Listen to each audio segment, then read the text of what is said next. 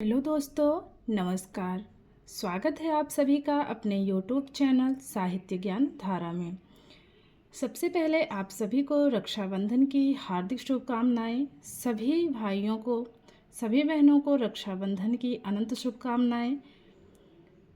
संसार का सबसे पवित्र बंधन माना जाता है रक्षाबंधन। तो सभी को बहुत बहुत शुभकामनाएं। ईश्वर हर भाई बहन के बीच में ऐसे ही प्रेम बनाए रखे।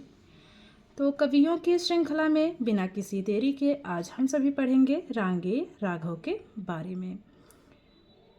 रांगेय राघव का जन्म 17 जनवरी 1923 को आगरा उत्तर प्रदेश में हुआ। रांगेय राघव का मूल नाम तिरुमल्लई नंबाकम वीर राघव आचार्य था। साहित्य के क्षेत्र में अपना नाम रांगेय राघव रखा। तो इनका मूल नाम क्या था? तिरुमल्लई नंबाकम वीर राघव आचार्य था और इन्होंने साहित्य के क्षेत्र में अपना नाम रखा रांगेय राघव।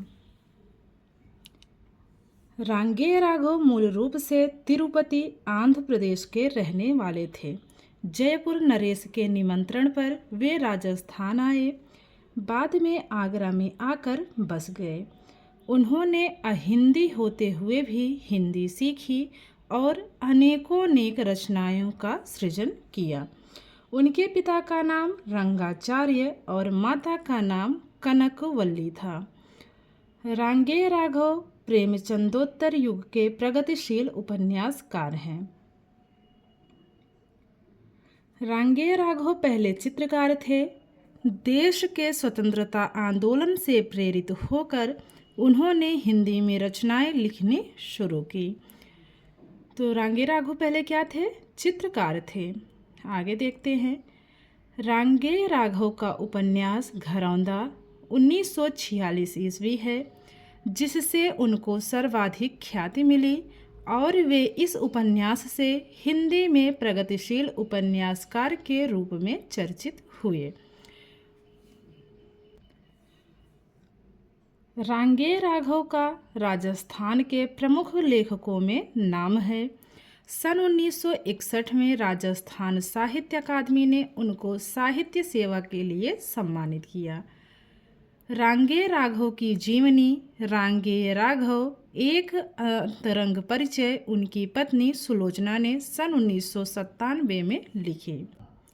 तो रांगेय राघव की जीवनी किसने लिखी? उनकी पत्नी सुलोचना ने लिखी। और कब लिखी? 1997 ईस्वी में लिखी। और किस नाम से लिखी?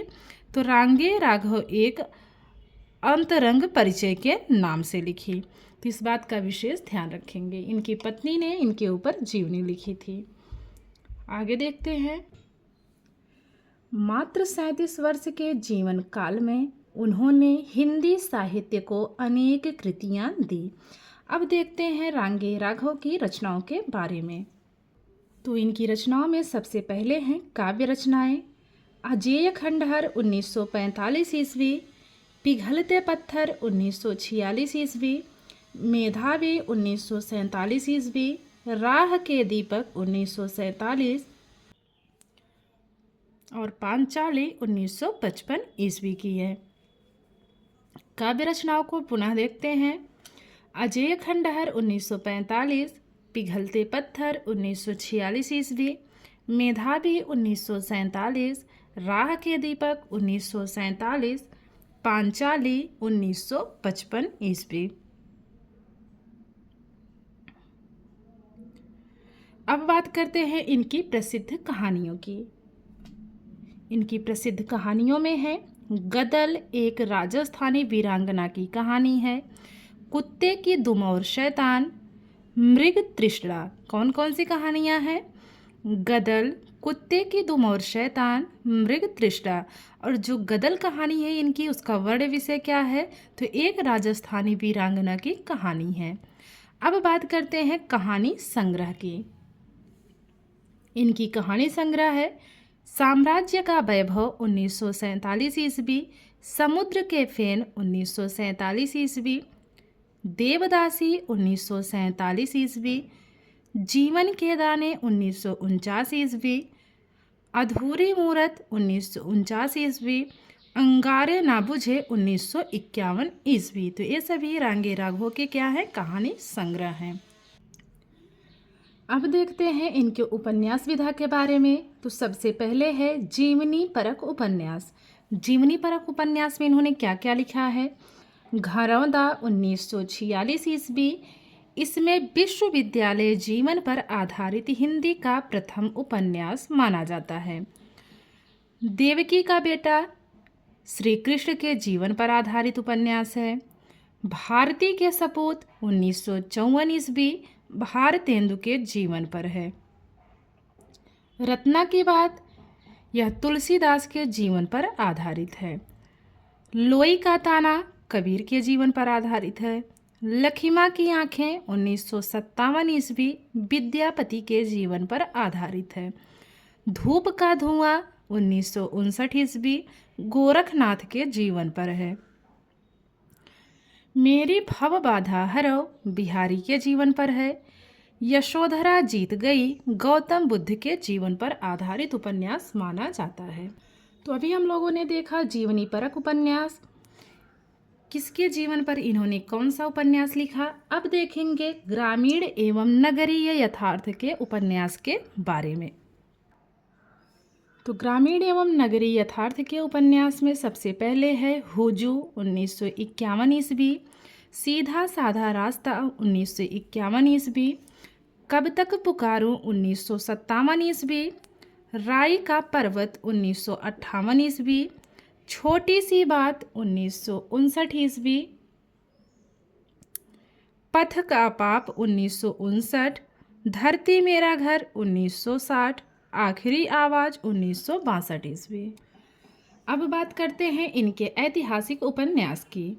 मुर्दों का टीला 1948 ईस्वी, इसमें क्या हुआ है, मोहन जोदड़ो की सभ्यता की पृष्ठभूमि पर आधारित लिखा गया है।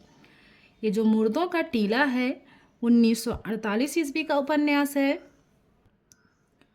और यह मोहन जोदड़ो की सभ्यता की पृष्ठभूमि पर आधारित माना जाता है। प्रतिदिन 1950 ईस्वी, महाभारत युग के ब्राह्मण एवं क्षत्रिय के संघर्ष का चित्रण हुआ है। चीवर 1951 ईस्वी, अंधेरे के जुगनों 1953 ईस्वी, पक्षी और आकाश 1957 ईस्वी, जब आवेगी काली घटा 1958 ईस्वी, राह न रुकी 1958 ईस्वी। अब बात करते हैं यात्रा संस्मरण की। तो इनका यात्रा संस्मरण है तूफानों के बीच। अब बात करते हैं इनकी आलोचनात्मक रचनाओं की। आधुनिक हिंदी कविता में विषय और शैली 1962 ईस्वी, आधुनिक हिंदी कविता में प्रेम और श्रृंगार 1962 ईस्वी, काव्य कला और शास्त्र 1955 ईस्वी, प्रगतिशील साहित्य के मानदंड 1954 ईस्वी, काव्य यथार्थ और प्रगति 1955 ईस्वी। तो ये थी कुछ विस्तृत जानकारी रांगे राघव के बारे में। अब देख लेते हैं इनसे बनने वाले महत्वपूर्ण प्रश्नों के बारे में। पहला प्रश्न है, रांगे राघव का जन्म कब हुआ? 1923, 1924, 1925 या फिर 1926? तो रांगे राघव का जन्म हुआ है 1923 ईस्वी में। अगला प्रश्न है, रांगे राघव मूल रूप से कहाँ के निवासी थे? आंध्र प्रदेश, गुजरात, तमिलनाडु या फिर केरल? तो ये मूल रूप से आंध्र प्रदेश के निवासी थे। अगला प्रश्न है, रांगे राघव साहित्यकार बनने से पहले क्या काम करते थे? वकालत, चित्रकारी, शिक्षक या फिर मैकेनिक? तो ये चित्रकारी का कार्य करते थे। विकल्प दूसरा इसमें सही है। अगला प्रश्न है, सर्वाधिक प्रसिद्ध उपन्यास जिसके कारण रांगे राघव प्रगतिशील उपन्यासकार की श्रेणी में आए? विकल्प है हुजू, राई का पर्वत, घरौंदा या फिर धरती मेरा घर? तो इसमें तीसरा विकल्प घरौंदा सही है। अगला प्रश्न, विश्वविद्यालय जीवन पर आधारित हिंदी का प्रथम उपन्यास है? हुजू, राई का पर्वत, घरौंदा या फिर धरती मेरा घर? तो वो है घरौंदा। अगला प्रश्न है, घरौंदा उपन्यास का प्रकाशन कब हुआ? 1946, 1947, 1948 या फिर 1949? तो घरौंदा उपन्यास का प्रकाशन हुआ है 1946 ईस्वी में।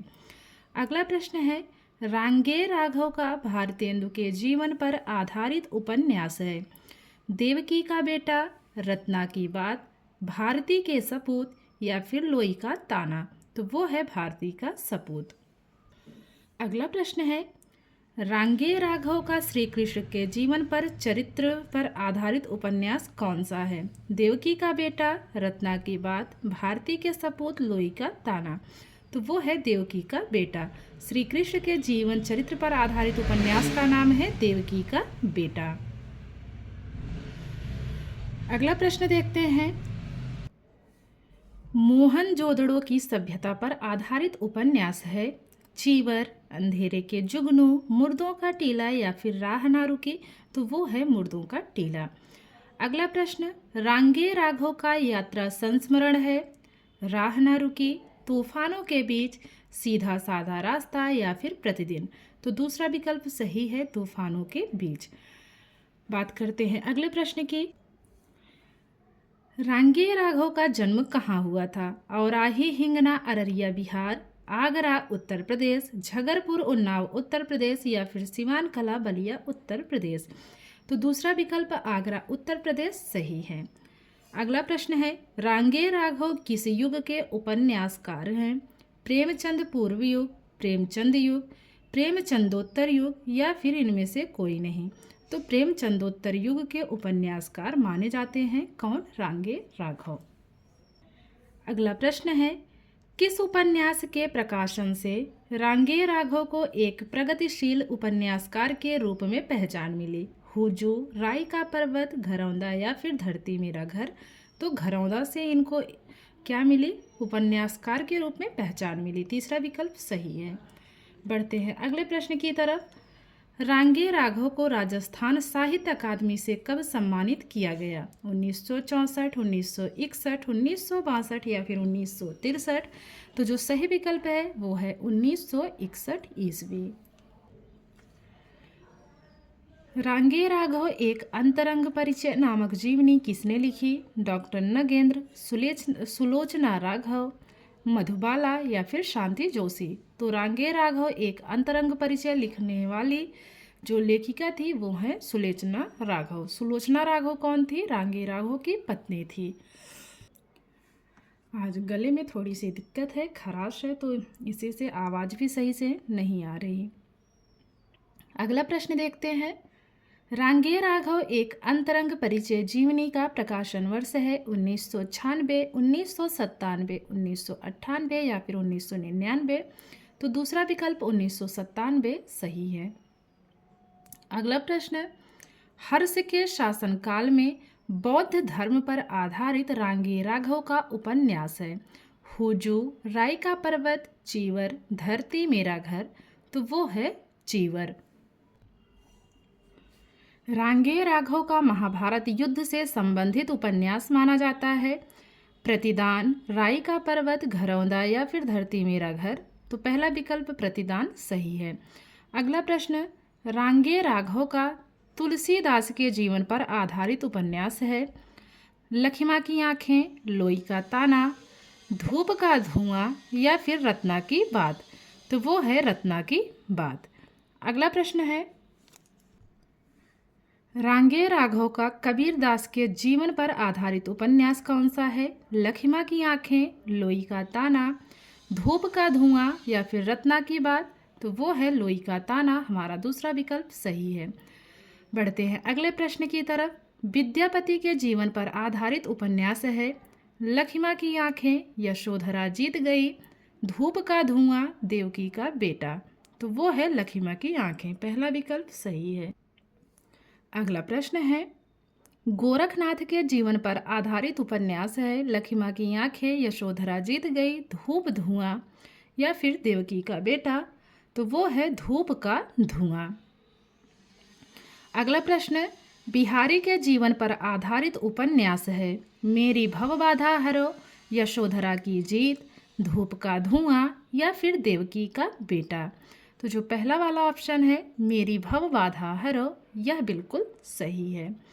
अगला प्रश्न है गौतम बुद्ध के जीवन पर आधारित उपन्यास है। मेरी भव बाधा हरो, यशोधरा जीत गई, धूप का धुआं या फिर देवकी का बेटा। तो वो है यशोधरा जीत गई। अगला प्रश्न है रांगे राघव का कौन सा उपन्यास नट जाति के जीवन पर आधारित है। विकल्प है सीधा साधा रास्ता, कब तक पुकारूं, राई का पर्वत या फिर पथ का पाप। तो दूसरा विकल्प कब तक पुकारूं, यही हमारा सही है। अगला प्रश्न देखते हैं रांगे राघव के इस उपन्यास में महाभारत युग के ब्राह्मण और क्षत्रिय के संघर्ष का चित्रण हुआ है। सीधा साधा रास्ता, प्रतिदिन, राई का पर्वत या फिर पथ का पाप। तो वो है प्रतिदिन, दूसरा विकल्प हमारा इसमें सही है। अगला प्रश्न है रांगे राघव द्वारा रचित एक राजस्थानी वीरांगना की कहानी है। मृगतृष्णा, समुद्र के फेन, गदल या फिर देवदासी। तो तीसरा विकल्प गदल सही है। बढ़ते हैं अगले प्रश्न की तरफ। इनमें से कौन सी रचना काव्य नहीं है। पक्षी और आकाश, अजेय खंडहर, पिघलते पत्थर, पांचाली। तो पक्षी और आकाश काव्य विधा नहीं है। अगला प्रश्न है इनमें से कौन सी रचना कहानी संग्रह नहीं है। समुद्र के फेन, साम्राज्य का वैभव, जीवन के दाने या फिर धरती मेरा घर। तो जो सही विकल्प है वो है धरती मेरा घर। अगला प्रश्न है इनमें से कौन सा उपन्यास रांगे राघव का नहीं है। छोटी सी बात, आखिरी आवाज, पानी के प्राचीर या फिर पथ का पाप। तो तीसरा विकल्प पानी के प्राचीर हमारा सही विकल्प है। अगला प्रश्न है रांगे राघव ने भगवती चरण वर्मा के उपन्यास टेढ़े मेढ़े रास्ते के विरुद्ध कौन सा उपन्यास लिखा। विकल्प है सीधा साधा रास्ता, प्रतिदिन, राई का पर्वत या फिर पथ का पाप। तो जो सीधा साधा रास्ता है यही हमारा सही विकल्प है। अगला प्रश्न है रांगे राघव ने जयशंकर प्रसाद की कामायनी के विरुद्ध कौन सी काव्य रचना लिखी। विकल्प है अजेय खंडहर, पिघलते पत्थर, मेधावी या फिर पांचाली। तो वो है मेधावी। अगला प्रश्न रांगे राघव ने यशपाल के ऐतिहासिक उपन्यास दिव्या के विरुद्ध कौन सा उपन्यास लिखा। चीवर, अंधेरे के जुगनों, मुर्दों का टीला या फिर राह ना रुकी। तो वो है चीवर। अगला प्रश्न है रांगे राघव ने रामकुमार वर्मा के काव्य रूप राशि के विरुद्ध कौन सा काव्य लिखा। राह के दीपक, रूप छाया, पांचाली या फिर पिघलते पत्थर। तो वो है रूप छाया, हमारा दूसरा विकल्प सही है। अगला प्रश्न है रांगे राघव ने रामविलास शर्मा की आलोचना प्रगतिशील साहित्य की समस्याएं के विरुद्ध कौन सी आलोचना लिखी। विकल्प है प्रगतिशील साहित्य के मानदंड, काव्य शास्त्र और शास्त्र, काव्य यथार्थ और प्रगति, आधुनिक हिंदी कविता में प्रेम और श्रृंगार। तो पहला विकल्प प्रगतिशील साहित्य के मानदंड हमारा सही है। अगला प्रश्न है मुर्दों का टीला उपन्यास का प्रकाशन वर्ष है 1946, 47, 48 या फिर 49। तो सही विकल्प है 1948 ईस्वी। अगला प्रश्न है सीधा साधा रास्ता उपन्यास का प्रकाशन वर्ष है। विकल्प में है 1950, 1951, 1952 या फिर 53। तो दूसरा विकल्प हमारा 1951 ईस्वी सही है। प्रश्न है राई का पर्वत उपन्यास का प्रकाशन वर्ष है 1956, 57, 58 या फिर 59। तो 1958 तीसरा विकल्प सही है। अगला प्रश्न है लखिमा की आंखें उपन्यास का प्रकाशन वर्ष है 1956, 57, 58 या फिर 59। तो जो लखिमा की आंखें उपन्यास है इसका प्रकाशन वर्ष है 1957 ईस्वी। अगला प्रश्न है उस विकल्प को चुनिए जिसमें उल्लिखित सभी उपन्यास रांगे राघव के हैं। प्रतिदिन, चीवर, रात का सफर, दूसरा घर। तो इनका नहीं है। आखिरी आवाज, पक्षी और आकाश, राह ना रुकी। तो हमारा दूसरा वाला विकल्प ही इसमें सही है, तो आगे पढ़ने की आवश्यकता नहीं है। अगला प्रश्न है जब आवेगी काली घटा उपन्यास का प्रकाशन वर्ष है 1956, 1957, 1958, 1959। तो जब आवेगी काली घटा उपन्यास का प्रकाशन वर्ष है 1958 ईस्वी। अगला प्रश्न, रांगे राघव का निधन कब हुआ? 1962, 1963, 1964 या फिर 1965। तो रांगे राघव का निधन हुआ है 1962 ईस्वी में। तो आशा करती हूँ आज की वीडियो आप लोगों को अच्छी लगेगी। अगर वीडियो अच्छी लगे तो लाइक करें और कमेंट के माध्यम से ज़रूर बताएं कि क्लास आप लोगों को कैसी लगती है। और एक बार पुनः सभी भाई बहनों को रक्षाबंधन की अनंत शुभकामनाएं। ईश्वर सभी भाई बहनों की हमेशा रक्षा करें और उनको लक्ष्य प्राप्ति में उनकी मदद करें। तो ठीक है, फिर मिलते हैं कवियों की श्रृंखला में एक और कवि के साथ। तब तक के लिए सभी को जय श्री राधे कृष्णा, जय श्री सीताराम, नमस्कार।